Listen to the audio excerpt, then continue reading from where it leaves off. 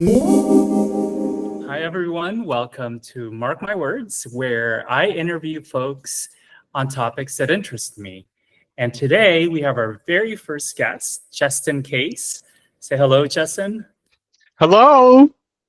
Hi. Uh, Hi. So you may have seen him in some of my previous videos that I posted on YouTube when I hosted an event last year in October. But Jesten is back here with us, and Jesten is one of my dearest friends. Known him for a while now, I'm the best and friend. I'm the best friend. Thank you. and we've really just kind of grown as people, but also in our sense of our spirituality and our gifts. So I guess my question for you, Jesten, is maybe tell us a little bit about yourself and your spiritual journey. How did you know you had intuitive gifts or abilities? Um, well, as far as I can actually remember, I've had that. Um, as a little kid, it was more when I first, I mean, as far back as as I remember me maybe even being like 3, 4, 5 years old. Yes, I can actually a lot of people can't go back that far, but I actually can. Um, I remember seeing things at night, seeing shadows in my room, like people walking, seeing shadows like sitting there watching me while I'm trying to sleep. And I can see the form of their actual body. I can almost even see sometimes the clothing. I couldn't see the colors, but I mean, you know how if somebody's wearing certain things that you can see the outline of a jacket or of a sash or of if they're carrying something, I could see it. And so I used to pull the covers over my head and I would sweat so much my clothes would be wet because I'd be so scared to pull the covers off because I would always see someone watching me, or people walking across the room. I wanted a nightlight, and my dad wanted to make a man of me. I grew up in the '80s, so no nightlight, but I could still see because that nightlight would help. I wouldn't see anything, but the minute everything was pitch black, oh my gosh, it was like a stage was lit up, and I could just see everything. So I remember back that far, just at night. That was very vivid. Never heard voices or anything like that. Sometimes I would see things out of the corner of my eye, even with the lights on, in different parts of the house. And it wasn't the house. Of course it was the house. I thought it was the house at first, but I think I knew deep down that it was me, but I was too Mm. young to know that.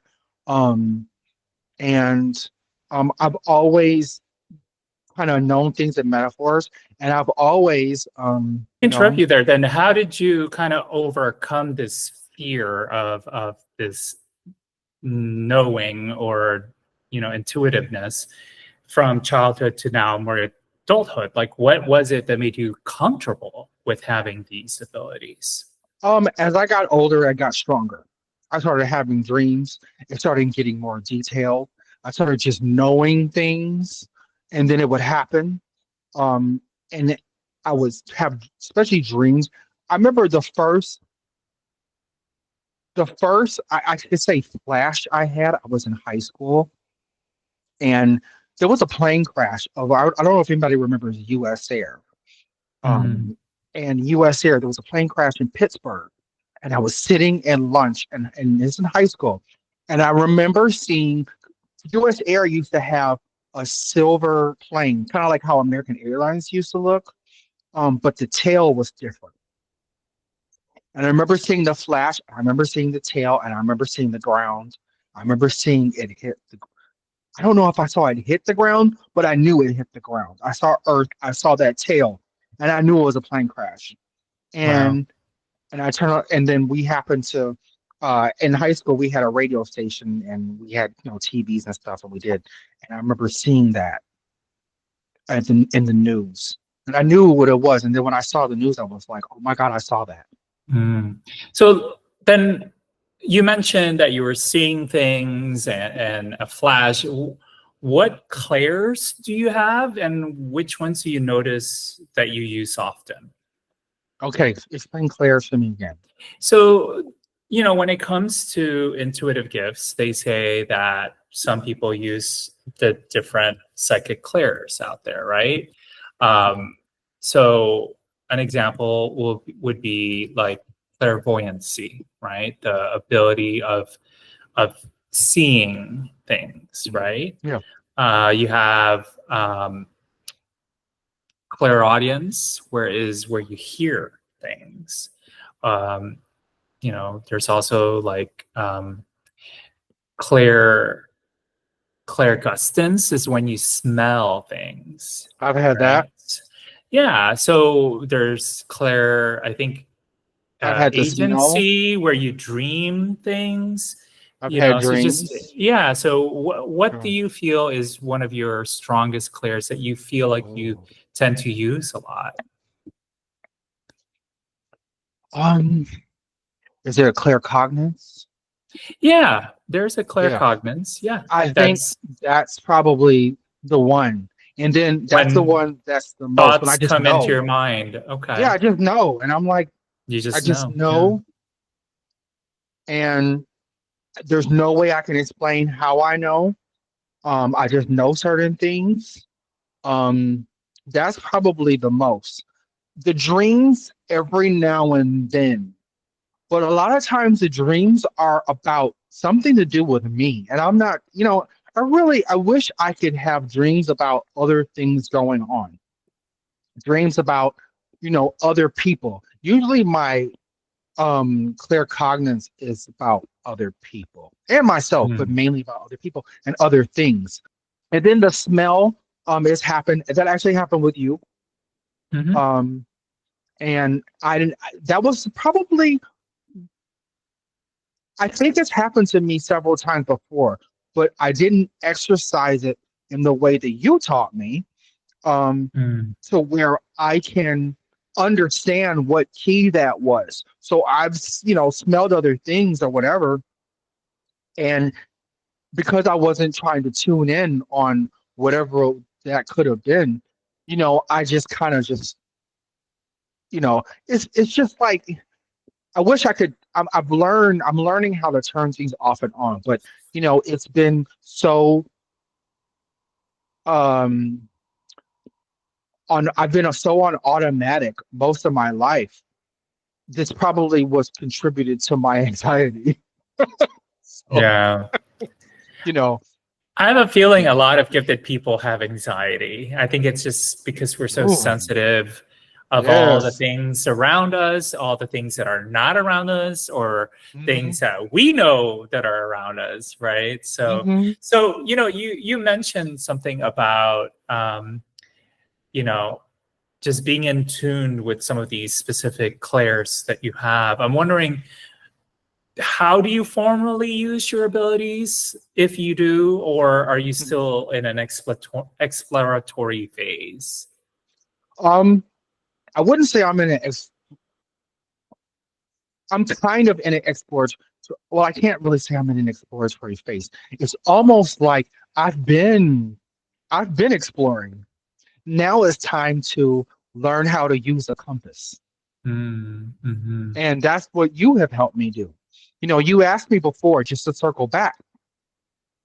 I can't, well, let me answer it because I can't really articulate the question, but what I wanted to, what I would like to articulate is when you started your journey, even before you started your journey, I've shared these things with you, Yes. and, you helped me become more accepting of, because as I got older, it got stronger.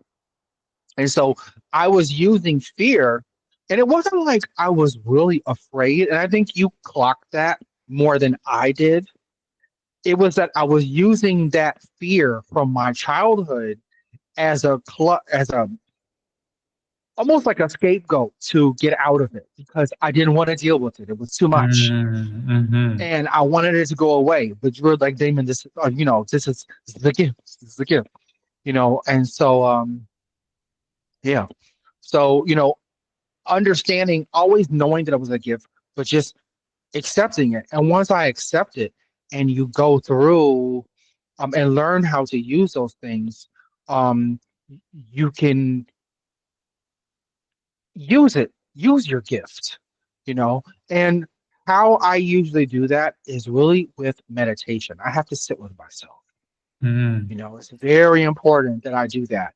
If I don't do that, I can still utilize my gift, but everything is way more clear and calm.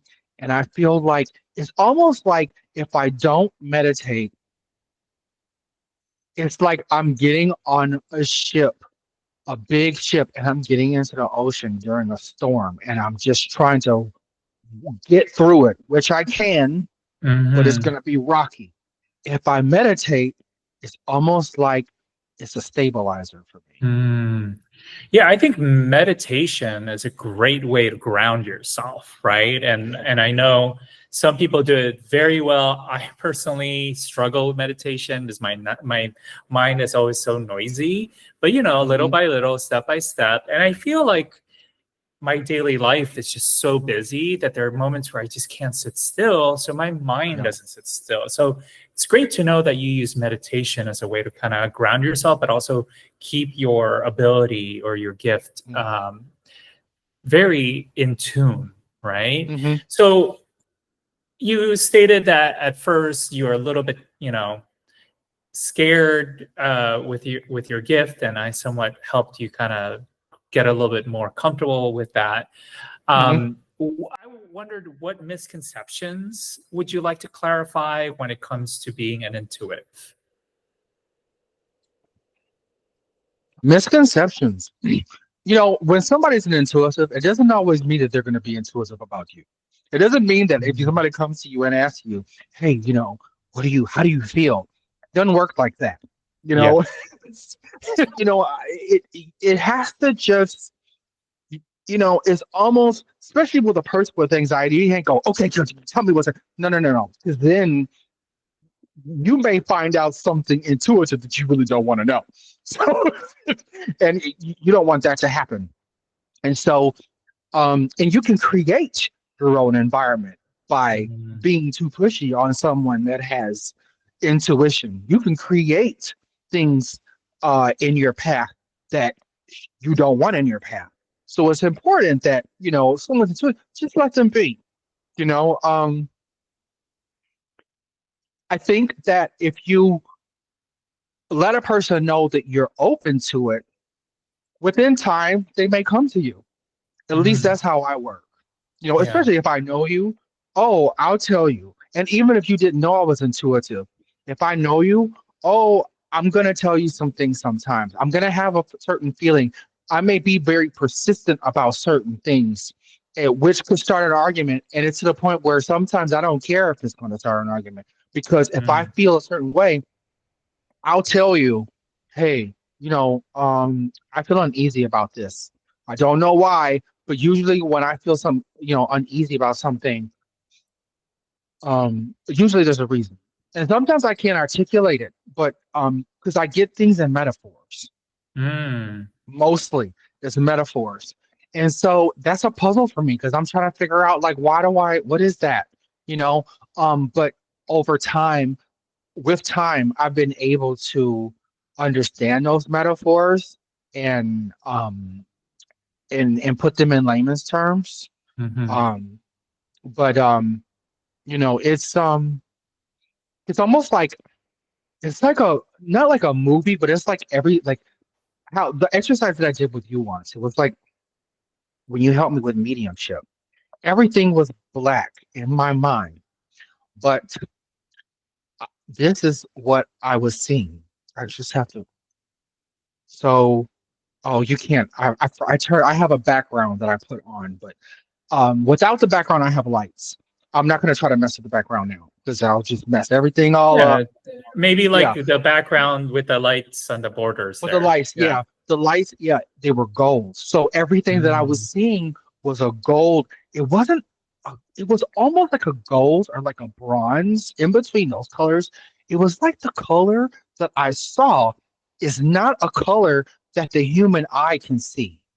It's almost like a different. It was like the best way I could describe it. It was a gold, and everything, every shape, even the outline of people that I was channeling was a golden or some sort of bronze color, but I could see the shape of them. I could see the body movement. I could see what they were showing me. And when they were showing me things, they would disappear. And whatever they were showing me, it would be that color, but it would be like the shape of whatever it was that was supposed to mean something to you.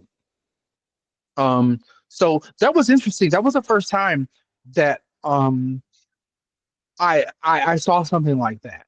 And mm, I thought it would be scary, but it wasn't scary at all. It was so um it felt good. okay. It was like whatever people would think the other side or what some people will call heaven or what have you would feel like some people say it's like this love, this overpowering love that just it feels so good it can make you cry. That's what that color and that communication felt like. Mm. As if like the So color was alive, right? Like it had its yeah, own essence yes, and yes, feelings and yes, emotions that you yes, yourself felt when yes. you I saw it. felt it, but it's particular to whoever it was because they say that certain souls or soul families or people, when they were on the other side, everybody has their own frequency. And so this was, I think this was your family's frequency, which us being best friends, we're a soul family. So we're of the same family. So I'm presumed that maybe that's why it was so intense. It Mm, clicked. It was just so, and then that hug that I had afterwards from your family members was just I could feel it for hours. mm, Even when I was going to the airport and I was sitting there, I had to sit down and have a beer. I had a strong beer and I had to sit there at the airport with myself. And it was almost like if I could smell like if I could smell it on my hands and on my skin, but there's no smell, but I'm trying to articulate what that was like. yeah. Lingering, and I could feel the love the whole time, even when I got home. Yeah. And, I You know. think in regards to that experience that you've had, I think Mhm.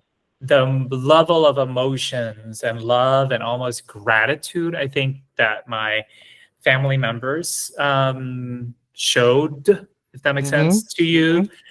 was because it was like in the long running, as in you were able to bring in three generations above me. Yeah. You brought in my great grandfather, you Great brought in grandfather. my grandfather, you brought in my father, like the Mhm. lineage there, right? And the And personalities. the I could. personalities, Yeah. yeah. And what was interesting is that when I first had a reading with a medium, my great grandfather came through and he's like, "Do you want to talk to him?" And at that moment, I didn't know much about my great grandfather, right? Because I didn't know my family history. And he's like, "Oh yeah, I see him here. He's got a mustache and he's smoking a cigar." And I'm like, "I don't know. Yeah, I don't know much anything about him. I know very little about my grandfather even." Right. Mhm. And then eventually, my father had come through. But that was maybe like over 15 years ago, maybe, or even like 12 Mhm. years ago. And in that time, I had been researching my family history, right? And I Mhm. learned that my great grandfather had a mustache. I learned that, I saw the mustache. I think I told you. I can't remember yeah, everything. I think I saw the, I learned that he owned a tobacco company, right? And I and know I you didn't know smelled, that. yeah, and you smelled that. Yes, Mhm. everybody, when I walked, I think I got to your house before you did. Yeah, because you weren't home from work, and I text you because when I walked in the house, I was like, "Is he's not smoking?" I'm like, "What is that smoke?" Now I know there's a brewery, and I knew, but there was a different kind of. No, Yeah, I had different never kind of smelled that smell. before. Yeah, Yeah, yeah. and I walked in, I'm like, But "Who's been smoking in here?" And I walked around, like I looked in your bedroom, and I was like, I tried to smell. I'm like, "What is that?" But it's like I went in your bedroom, and I could smell it all over the apartment, but I wasn't smelling it. Does that make yeah, sense? yeah, and that's, I think, the level of gratitude that my spiritual family gave to you, is because finally I was able to connect with my great grandfather with the new knowledge I had, which you affirmed. And same thing with my grandfather, based on the family history research I've been doing. And of course, Hmm. my dad, right? Like you hit all three generations on the head, on the head Hmm. here.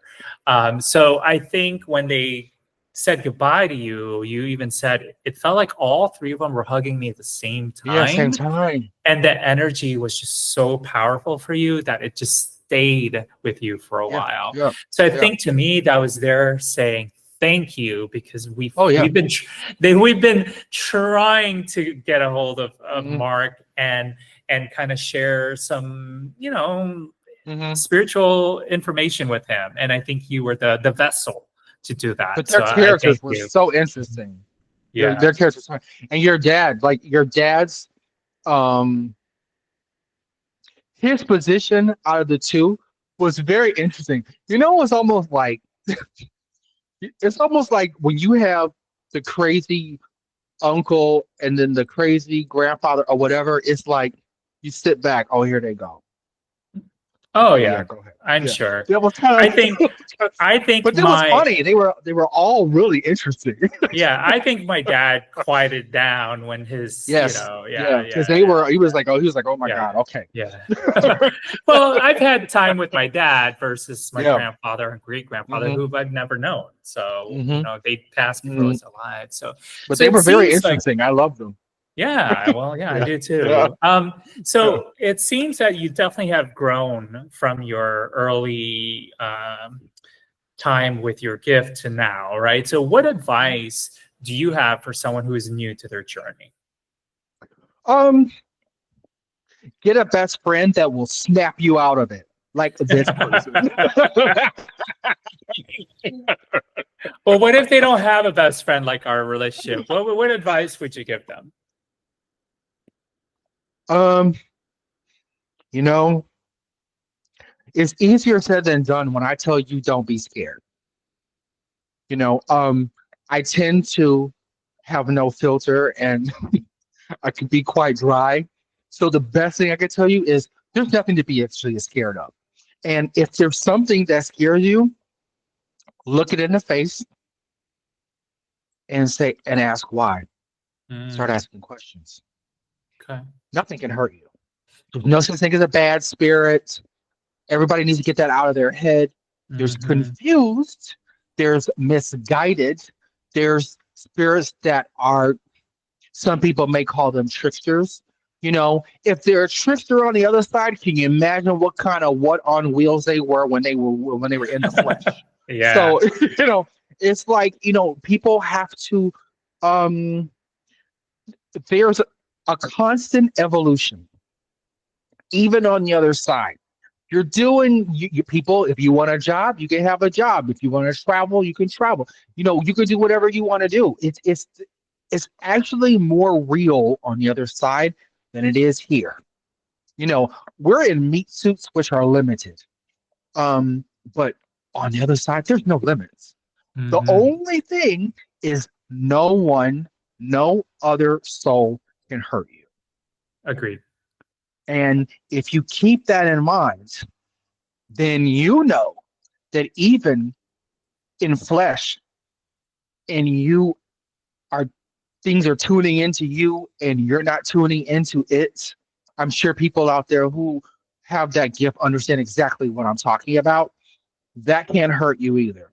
You know, you are in control more than you think. Mm-hmm.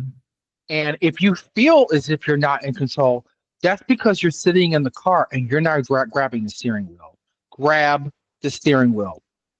Yeah. Really, And it's all up that's to you. a great advice, that you are the one that has the ability to connect in both realms. So Hmm. you have the steering wheel, right? You have that Yeah, steering wheel. yeah. And then it's also about boundaries. Like, Hmm. you have to say, hey, I'm busy working right now. I cannot be Hmm. interrupted to send a message to someone, right? Because you Hmm. may have certain spirits that are just more stronger personality when they were here, but also when they're there, right? Hmm. Yep. And I think I completely agree with you regarding, like, evil spirits or this and that. I think there are people that in the physical realm that have had some trauma and they still have work to do on the other side to overcome that trauma. So they hold on to remnants of that. I mean, we all have trauma, right? Hmm. So That's right. I think like a great example, I just came from a demonstration where I showed a little bit of my abilities, and I Mm. had a spirit that came through that was so powerful that no other spirit could come through. Like, I had to Mm. ask my guides to help and just say, hey, can you hold on to this individual while I try to talk to these other two? They need to have But several seats. the interesting thing about that was, um, when I tried to have the audience members kind of claim the spirit, one person said, I think that's for me. And they elaborated on the type of relationship they had. But then Mm. after the session had ended, another person came up to me and said, I think that was for me, actually, is you described this person to the T and they had that personality.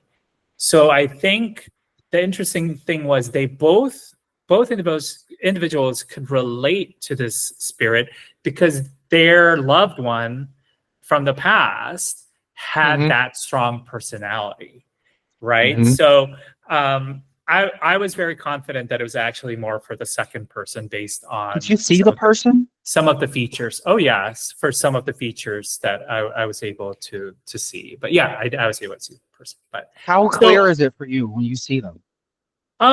so for me, it depends how they want to communicate. I'm usually clairvoyance, where I tend Hmm. to just kind of just see. But this was very clear. I mean, there's no doubt they had curly, wavy hair. Mm. They were fair skinned. I was just able to provide the details that kind of Hmm. connected everything. Even the personality, like, even though I couldn't necessarily see their personality, I just knew their personality, and I was Yeah, able to yeah, I get that. communicate that. Hmm. So yeah, and also it depends on how the spirit wants to communicate. I've had spirits Mm. communicate through sound, smell, taste, touch, Hmm. just information, feelings as well. So yeah, Mm. but yeah, so I get it about making sure that you're realizing you are in control, and Hmm. I think that's very sage advice. What can I ask in regards to how folks can find you, more about you? I mean, do you have any social media or a website or anything like that, or are you Well, still this in the is actually, works? well, actually, you can always email me. Mhm. Um, is jestencase01@gmail.com. I'm open to emails. And that's going to be my channel on YouTube. It's just in case. So I think we're probably going to put this first video Yeah, on well, my both channel. both this Yeah, video and yeah, yeah. okay, oh great. And then there's more to come because it's a crazy side of me, which I'm sure you guys are getting a little snippet of. Well, And so the great thing about this is you're our first guest, and you're yes. definitely going to be memorable. You'll be the one that they remember most. You talked about learning, which I think we're still continually doing it. In fact, Yeah. I have an upcoming event, October 17th, where I'm going to do a crash course to Mediumship. So if you're interested, or any other viewers out there that want to sign might be up, there. yeah, come to Oh, my I'll be there. website, What is it again? Say it again. markrmartel.com. If you're on my website, I'm sure you've seen the videos and how else to get in touch with me. What's the So date? it'll be October 17th, 2025, which is Friday, 8 p.m. Central till 9:30 p.m. Central. And it'll be on Google Meet. So if you register, eventually it is limited space. So when you register, you will receive eventually a link to the meeting room. And it's for free. So I just want to, quickly show folks how to connect. So I'm hoping that we get a good group there. And hopefully, Jesten, you're able to join us. I hope so too. I'm excited. Like, I want to do it. I'm excited for you. Thank you. And I'm so proud of you, best friend. I'm so proud of you. Stop being official. I'm proud of my Thank you. Thank you. He's my biggest fan. Until next time, until I have another guest, until I have a different topic, this is Mark, who is part of Mark My Words. We'll see you later.